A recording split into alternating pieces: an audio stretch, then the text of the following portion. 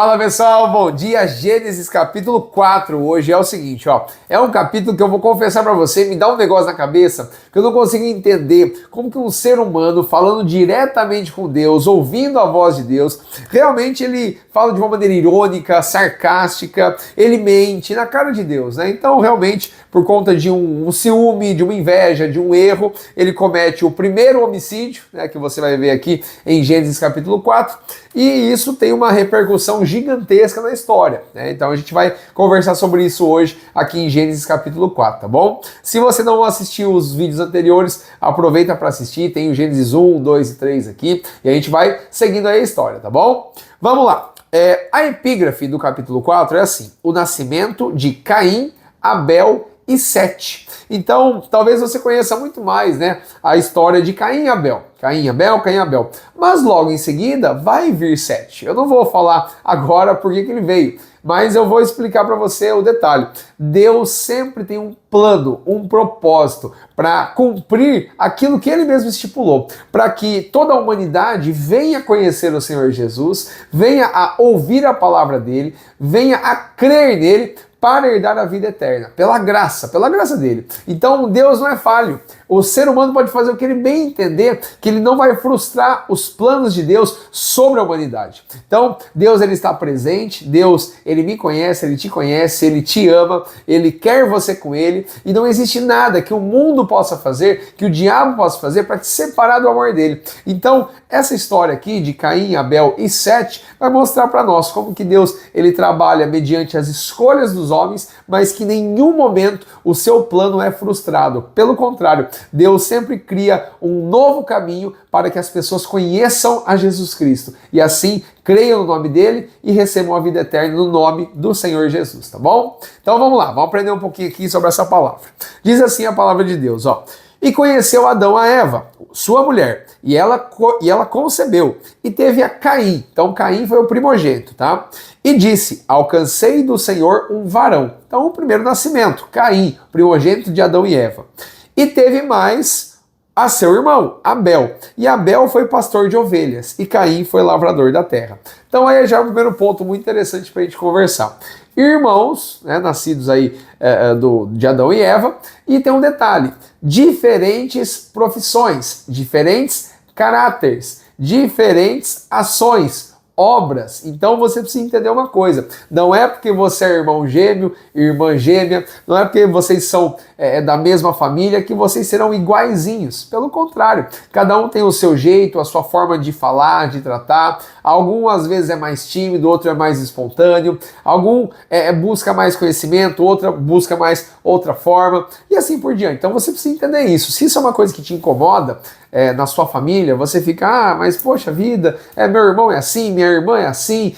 Você precisa entender que Deus te fez desse jeitinho que você está vendo aí no espelho, e você precisa buscar ele para você melhorar ainda mais, para você buscar a semelhança dele nos seus dias e sempre espelhar a Cristo. É isso que você precisa entender, tá bom? Então não se menospreze. Você às vezes vê o seu irmão, a sua irmã conquistando coisas, chegando a alguns patamares, e às vezes você fica mais estacionado e tudo mais, mas você não pode ter inveja ou ciúme dele. Pelo contrário, você tem que entender qual que é o seu propósito, qual que é o motivo que Deus te criou e te formou, que é para a glória dele. Então você, o buscando, isso vai esclarecer. Então tira do seu coração qualquer inveja, qualquer ciúme que você tenha da sua própria família e busque a Deus, porque aí você vai entender esse propósito, e aí você, com o seu irmão, com a sua irmã, vocês vão viver bem, vocês vão entender que ele tem o propósito dele, você tem o seu propósito, e vocês caminham aonde? Pela palavra de Deus, rumo aos céus, a Nova Jerusalém, que um dia a família será perfeita lá. Então, é isso que você tem que entender, tá bom? Não se menospreze, mas siga a palavra de Deus, que Deus vai guiar você para o seu propósito, tá bom?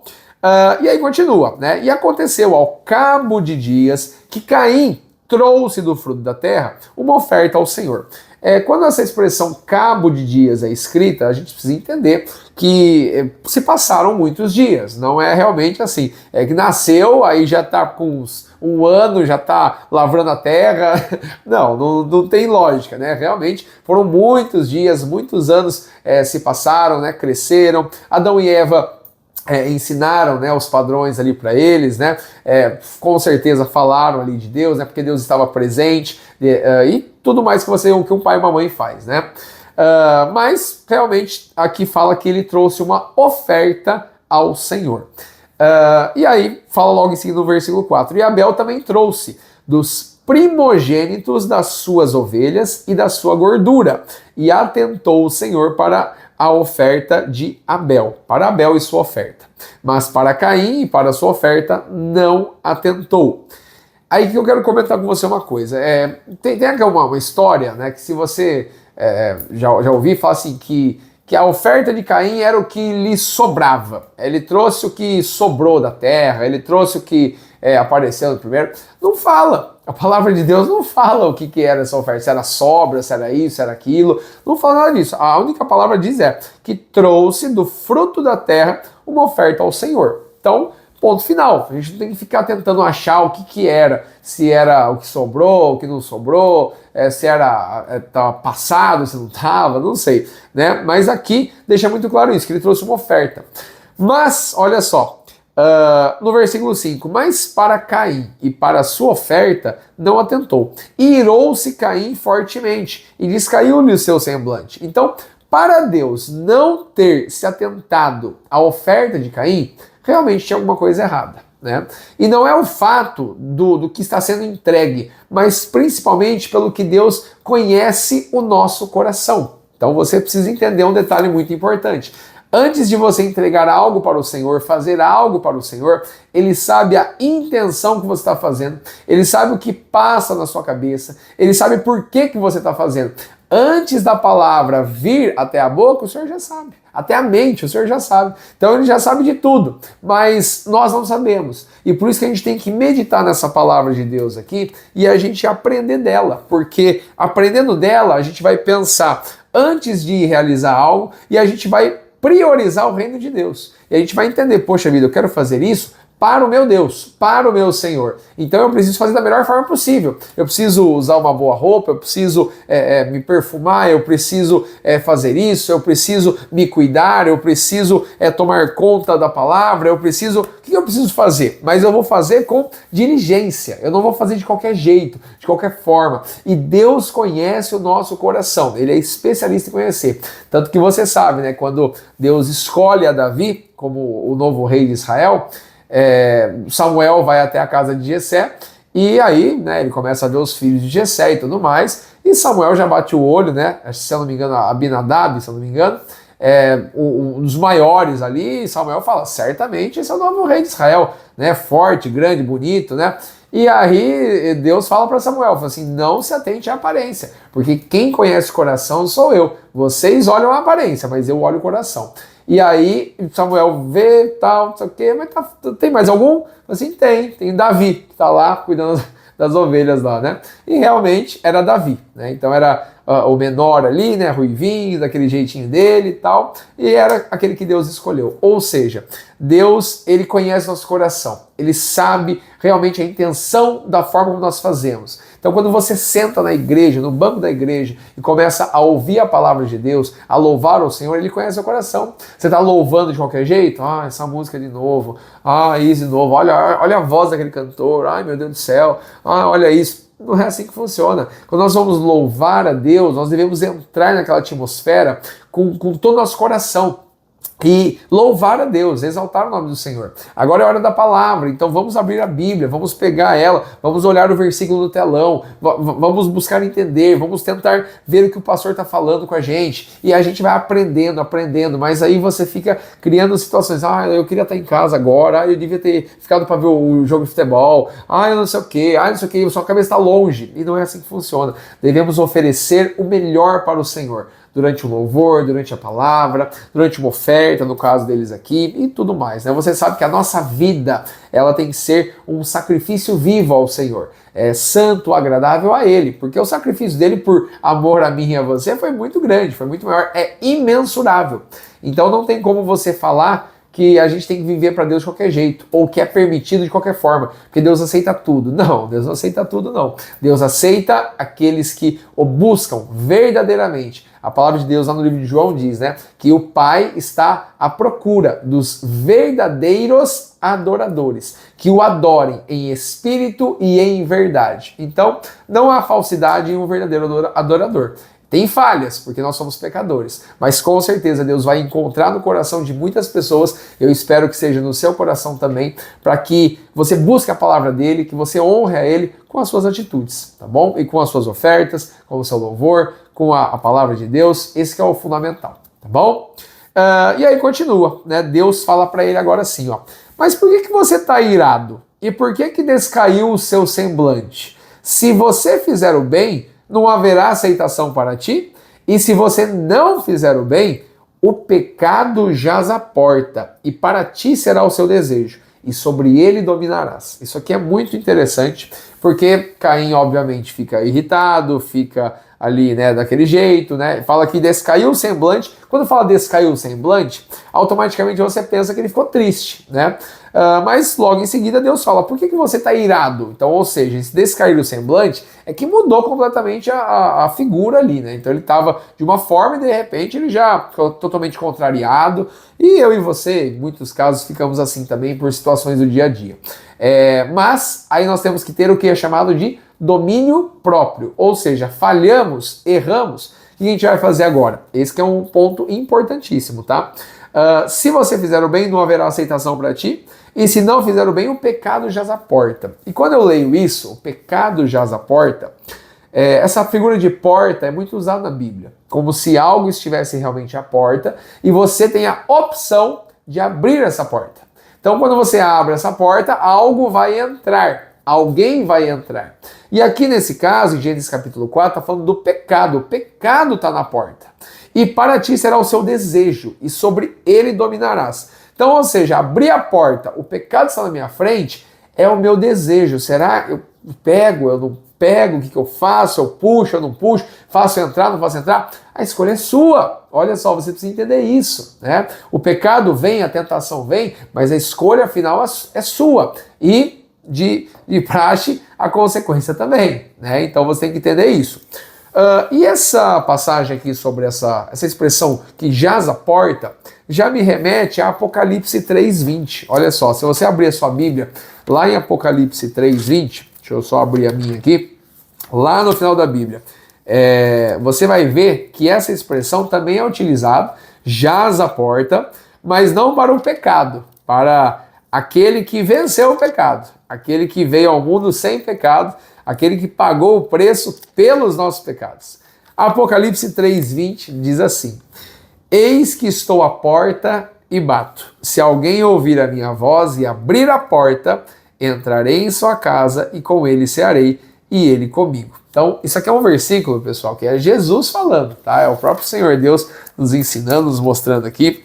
E isso daqui é muito interessante, porque olha só, a primeira parte é assim, eis que estou à porta. Então, ou seja, se lá atrás em Gênesis o pecado estava na porta, aqui também, Jesus está à porta. Eis que estou à porta e eu bato. Ou seja, Jesus está batendo por quê? Porque ele não entra de sopetão, mas não, ele está batendo ele quer que a pessoa ouça essa batida, se ligue nessa batida e abra a porta, olha só. Se alguém ouvir a minha voz e abrir a porta, eu entrarei em sua casa e com ele cearei, e ele comigo.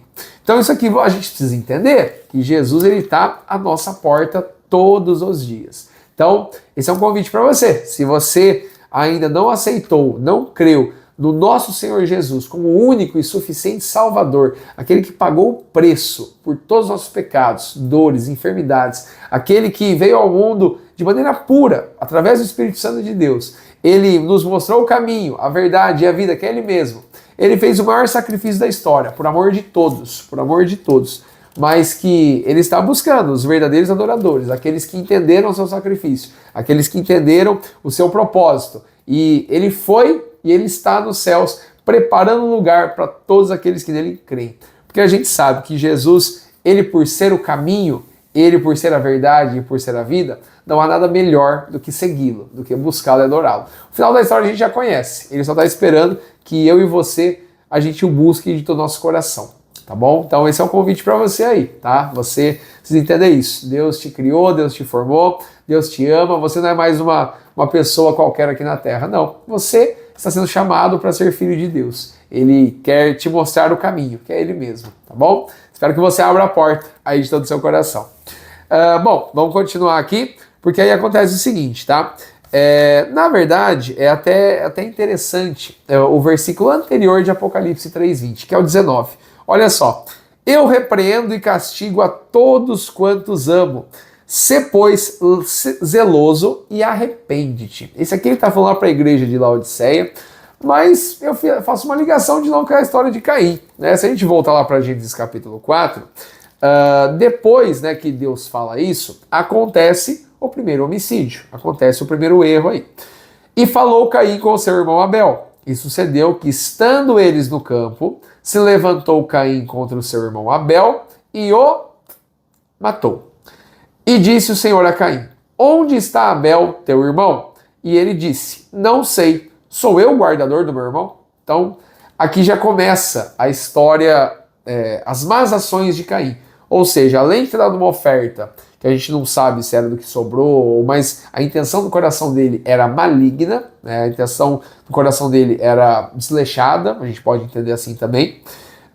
Ele meio que debocha ali de Deus na conversa com o Senhor. Ele começa com uma mentira, Deus faz uma pergunta para ele e fala: não sei, onde que está seu irmão? Não sei, claro que ele sabe.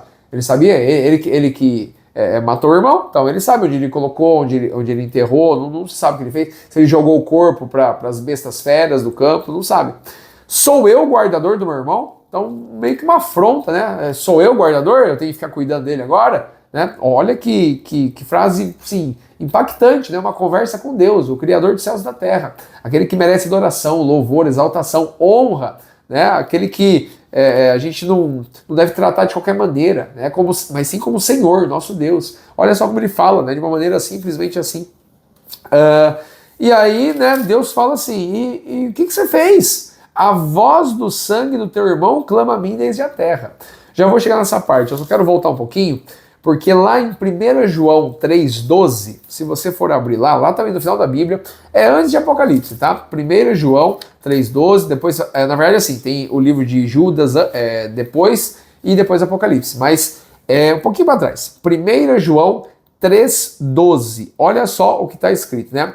A epígrafe desse capítulo é os filhos de Deus. Aproveita para ler depois, tá bom? Esse capítulo inteiro, que é muito bacana. Que vai falar assim, quem que são realmente os filhos de Deus? Aqueles que buscam ao Senhor, aqueles que escolhem não praticar o pecado. Aquele quando Jesus fala para aquela mulher adúltera, né? Vai e não peques mais. Aquela mulher adúltera, ela vai decidir no coração não pecar mais. Então o filho de Deus, ele tem que fazer isso diariamente. Eu não quero mais cometer esse tipo de pecado, eu quero abandonar isso. A gente sabe que por sermos falhos e pecadores, nós podemos cair numa tentação, mas Deus é poderoso para nos levantar, nos perdoar, se assim a gente se arrepender e não voltar nesse mesmo erro, tá bom? Isso é uma coisa muito interessante para você ler aqui, 1 João 3.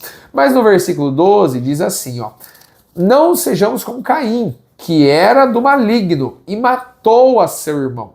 E por que causa o matou? Porque as suas obras eram más e as de seu irmão justas. Olha só, então basicamente assim, né? Aqui está sendo dito que Caim era do maligno. Então, ou seja, ele já praticava obras ruins, ele já tinha o pecado dominado no seu coração, ou melhor, o pecado estava dominando Caim, porque ele fazia essas coisas, desde a sua oferta que não foi agradável, da forma como ele agiu com o seu irmão, depois de uma repreensão de Deus. Então, ou seja, lá que a gente leu em Apocalipse 3,19, né, que fala da repreensão, que Deus ama repreender aqueles que o amam. Então, poxa vida, Caim foi repreendido pelo Senhor e não deu ouvidos, né? Então, realmente, ele poderia ter absorvido isso, ele ter pegado essa palavra de disciplina e ter mudado. Falar assim, poxa, eu fiz besteira, não devia ter feito. A próxima vez eu vou ofertar de uma outra forma, eu preciso entender que o meu Deus, o meu Senhor, o meu Salvador, ele está aqui, e ele merece a honra, a glória, o louvor, e eu quero dar uma oferta melhor a ele. Então, Caim não viu nada disso. Caim, pelo contrário,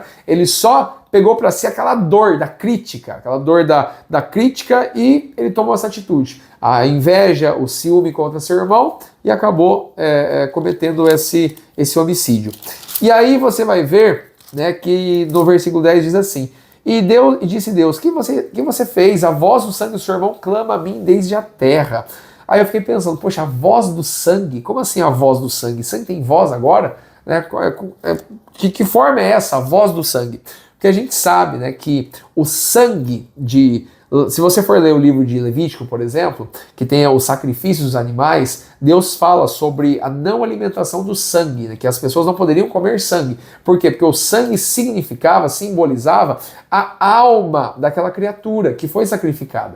Então, no caso aqui, a voz do sangue do teu irmão clama a mim desde a terra. Olha só, é a alma de Abel ali clamando para o Senhor, pelo Senhor. Para o quê? Para uma justiça, para uma vingança, talvez, mas estava clamando ao Senhor, porque ela retornou, né? Retornou para o Senhor. E se você abrir a Bíblia em Hebreus 12, 24, você vai ver uma ligação direta com essa passagem, tá? Você vai ver aqui, ó, Hebreus 12, capítulo 24. Espera aí que eu estou tentando virar as páginas, estão tudo grudado. Espera aí, aqui... 11 também, o capítulo 11 fala dos heróis da fé. Se você gosta também de ver essas inspirações, aproveita para ler também. Mas no capítulo 12, versículo 24, olha só o que diz. Eu vou até circular aqui que não estava circulado. Ó, tá vendo? Tem que circular algumas coisas aqui. Diz assim, né? A gente vai ler a partir do versículo 22.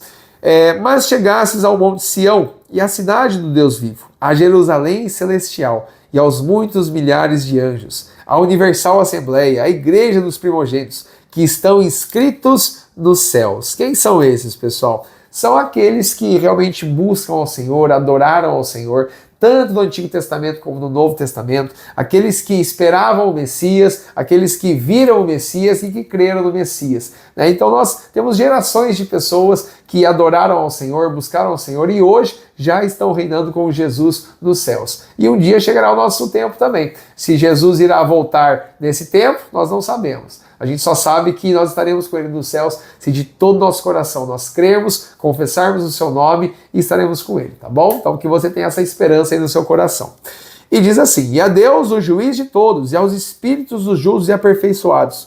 E olha só, e a Jesus, o mediador de uma nova aliança, e ao sangue da aspersão, que fala melhor do que o de Abel. Então olha só, o sangue que fala melhor do que o de Abel. Então o sangue de Jesus ele fala melhor. Por que ele fala melhor? Porque o sangue de Jesus derramado por amor a você e a mim lá na cruz do Calvário foi para quê? Foi para nos perdoar, para nos reconciliar com o nosso Deus, para nos aproximar dele, para realmente nós termos uma comunhão com ele e nós estarmos com ele nos céus um dia, onde nós teremos purificados completamente, nós seremos salvos pelo Senhor, tudo através do sangue de Jesus, que fala melhor do que o sangue de Abel. Então por isso que eu disse que o sangue de Abel provavelmente clamava por justiça e vingança, mas o sangue aqui de Jesus, ele nos traz o que? Uma nova aliança. Aquele que nos purifica de todo pecado, que levou sobre si todas as nossas dores, que realmente nos santifica na sua palavra. Esse é o nosso Jesus, que se sacrificou por amor a você e a mim. E eu espero que você entenda o tamanho desse sacrifício. Que realmente não foi fácil, realmente Deus ele saiu lá do seu trono, ele veio até aqui e ele mostrou, né, o seu plano, o seu propósito para nós. Nós somos meras pedrinhas minúsculas diante de tanta coisa, diante de um Deus grandioso. Que você consiga ver essa honra que Deus ele se sacrificou no seu lugar por amor a você e você só tem que retribuir esse amor, que realmente é muito grande para nós estarmos com Ele nos céus um dia, onde não haverá dor, não haverá pranto, não haverá pecado, não haverá morte, não haverá nada disso, mas haverá uma bonança eterna com o Senhor, o nosso Rei dos Reis, Senhor dos Senhores. Que essa esperança esteja viva no seu coração, tá bom? Então olha só, é isso que fala aqui, né? Eu vou até marcar aqui, olha lá, Gênesis capítulo 4. É importante você marcar, hein, pessoal? Fazer essas ligações aqui, que é muito importante mesmo, tá? E agora voltando lá para o texto, né? Então, olha, você viu como que é, né? Vai e volta na Bíblia aqui. Ó, você vai e volta, que é muito importante, tem muita ligação, muita ligação. E aí continua, né? Olha só, o versículo aqui. E agora Deus vai amaldiçoar a Caim. Isso aqui é muito, muito tenso também, tá? E agora maldito és tu desde a terra, que abriu a sua boca para receber o sangue do seu irmão. Quando você lavrar a terra, não vai te dar mais a sua força. Você será fugitivo e errante. E aí, olha só, isso aqui é uma reflexão para nós.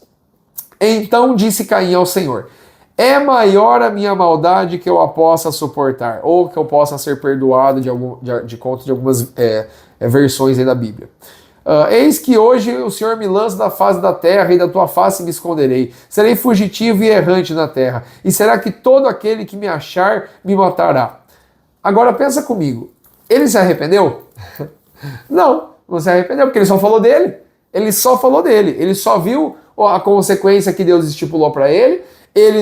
Aqui não fala que ele chora, aqui não fala que ele se arrepende, aqui não fala que ele tenta consertar, ele não fala nada. Ele só simplesmente vê a consequência que Deus estipulou para ele. Olha que erro, olha que pecado, porque não teve arrependimento. E a gente sabe que a palavra de Deus é para nós nos arrependermos de tudo que nós fizermos ou que a gente já fez, para que nos afaste de Deus. Então a gente precisa entender isso. O arrependimento é para todos aqueles que um dia querem entrar no reino dos céus. Sem arrependimento não tem como, né? Então o João Batista já batizava para o arrependimento. E Jesus veio para nos santificar, nos purificar através do seu sacrifício, mas eu e você precisamos passar por um novo nascimento. E o novo nascimento ele só passa aqueles que se arrependem, falam assim: eu não quero mais viver assim, eu não quero mais fazer isso, eu não quero mais fazer aquilo, eu não quero mais pensar isso, eu quero, pelo contrário, honrar o meu Deus, louvar o meu Deus, exaltar o meu Deus, eu quero glorificar o meu Deus.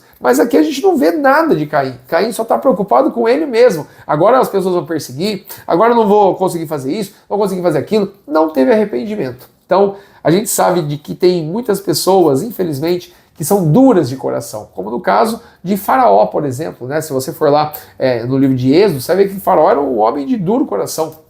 E depois de Deus mostrar tantas maravilhas, tantos milagres, tantas pragas, tantas coisas, ele não deixou o seu coração ser convertido pelo Senhor. Pelo contrário, ele foi até o fim e acabou falecendo, e a gente sabe que o fim dele é trágico, né?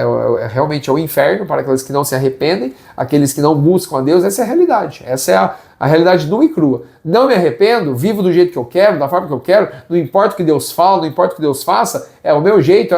Tá bom, então você já sabe a condenação que você tem aí. A palavra de Deus diz lá na frente: aquele que crê no Senhor está salvo, mas aquele que não crê já está condenado. Então, é uma escolha, novamente uma escolha. Deus chama a todos, Deus está chamando, Deus está mostrando, Deus através da sua palavra nos ensina. Mas aí cabe a você escolher. Eu vou seguir esse Deus, eu vou seguir esse Senhor Jesus, eu vou seguir essa palavra, ou eu vou seguir a minha própria vontade, a minha carne, o meu coração, que é enganoso, né? Jesus fala que enganoso é o coração, que procede os maus pensamentos. Então, você tem que escolher aí, né? Josué fala na sua carta lá, né?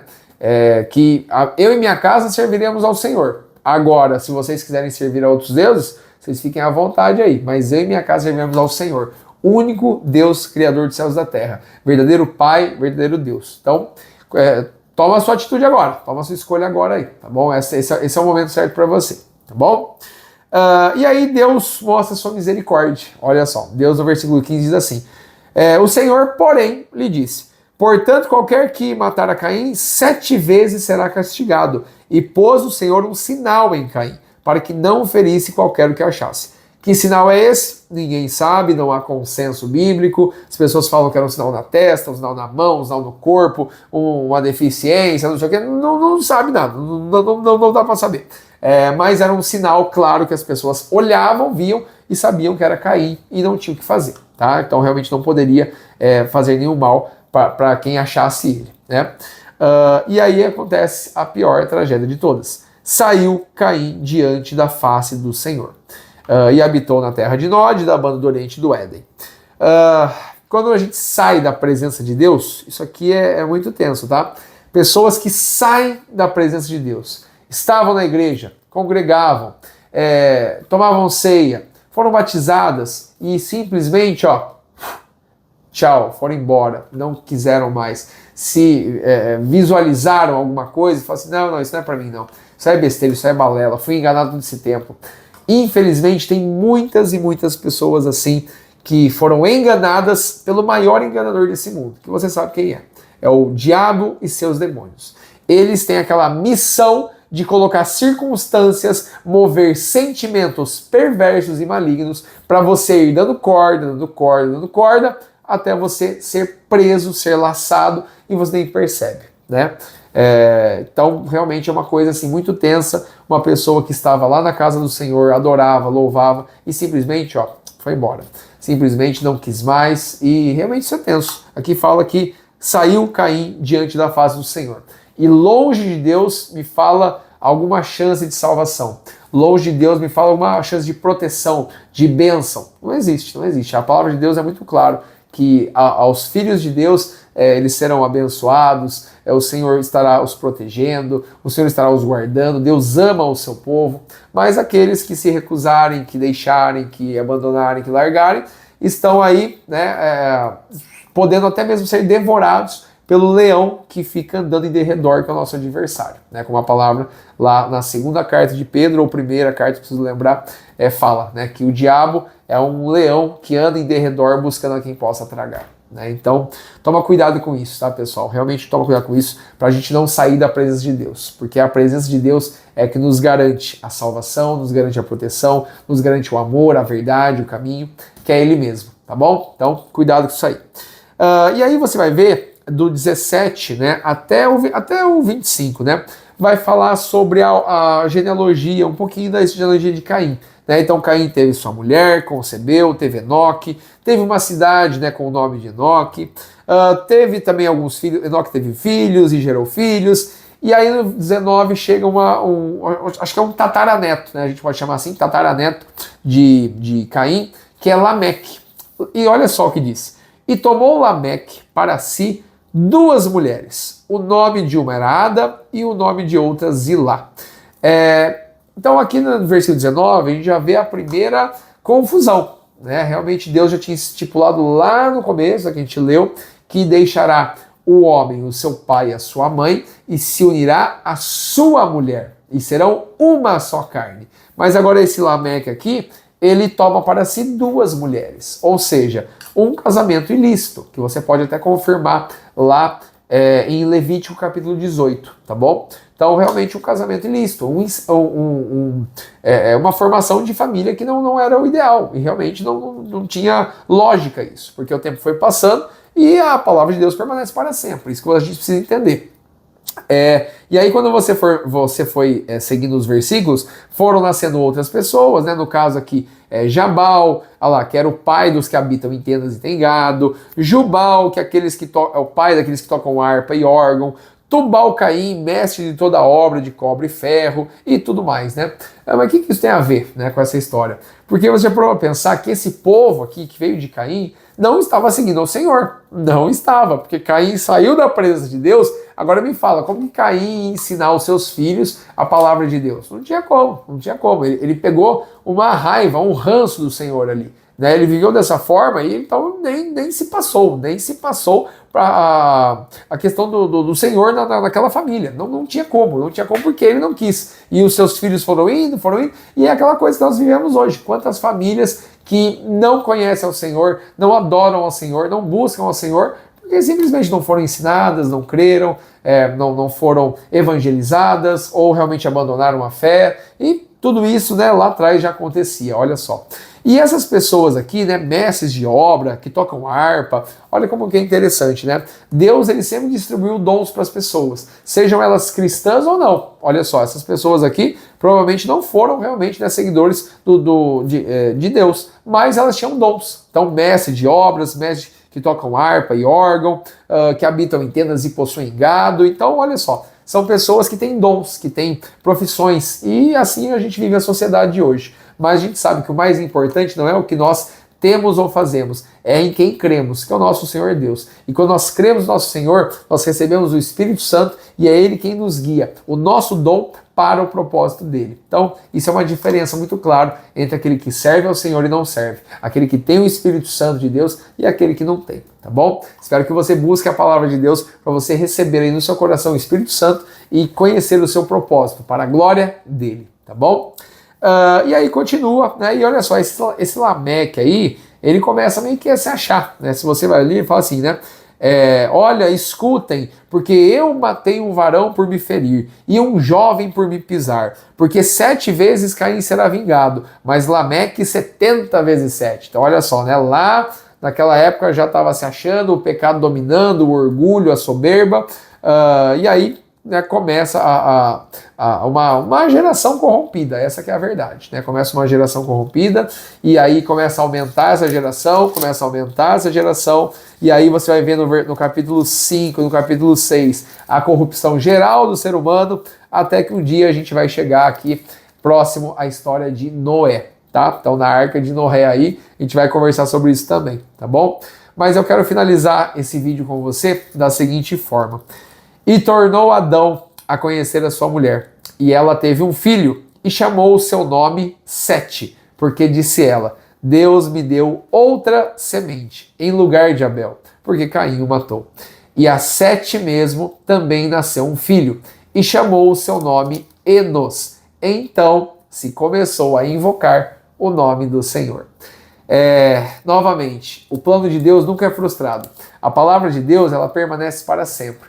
Então, ainda que o pecado que jaz à porta, e muitas pessoas abram a porta para esse pecado e cometem tantas atrocidades, tantas coisas, a palavra de Deus permanece para sempre. O evangelho, ele continua sendo pregado. A Bíblia continua sendo produzida. A palavra de Deus está continuando a ser passada, transmitida, evangelizada por canais, por transmissões, mídias sociais, por panfletos, por palavras, por ações, por igrejas, por casas, células. A palavra de Deus permanece para sempre. Então, aqui está escrito, se começou a invocar o nome do Senhor. Depois de toda aquela tragédia, agora o nome de Deus está sendo novamente adorado, louvado e exaltado através dessa nova genealogia de Sete. Então, nos próximos capítulos aí, você vai ver a genealogia de Sete, que a gente vai conhecer um pouquinho.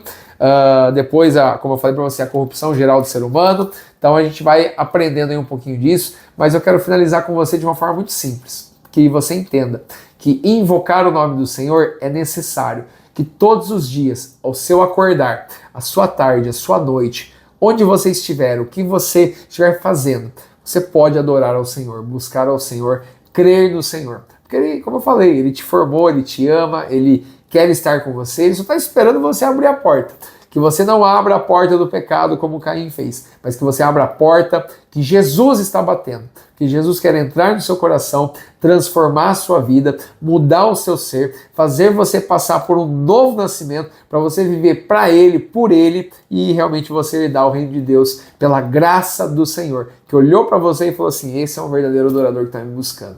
Ele é falho, ele é pecador, mas ele está me buscando. Que você consiga visualizar isso na sua vida, tá bom? Então, não abra a porta para o pecado. Abra a porta para o Senhor Jesus Cristo, tá bom? Esse é Gênesis capítulo 4. Nos vemos no capítulo 5. Um grande abraço, Deus abençoe.